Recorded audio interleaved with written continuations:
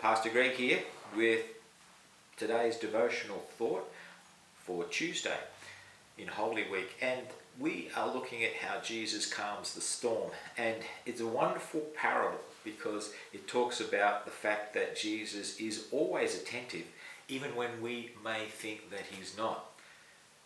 When we consider our own lives, we can be so obsessed with what's going around us, we can forget that Jesus is right beside us. Certainly that was the case with the disciples here. And we can forget that Jesus' power and Jesus' protection over us is ever present. So it's a very short reading today. It's only 6 verses, beginning at verse 35 from Mark chapter 4. Jesus calms the storm. That day when evening came, he said to his disciples, "Let us go over to the other side." Leaving the crowd behind, they took him along just as he was in the boat. There were also other boats with him. A furious squall came up and the waves broke over the boat so that it was nearly swamped. Jesus was in the stern, sleeping on a cushion.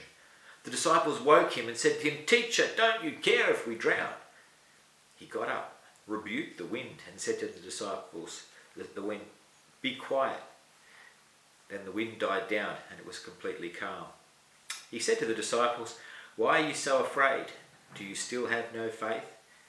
They were terrified and asked each other, "Who is this? Even the wind and the waves obey him."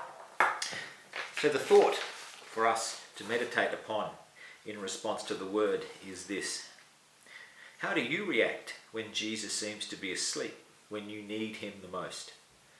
How does this story of Jesus calming the storm encourage you? We pray, Lord, help me to trust in you no matter how big the waves get. Amen.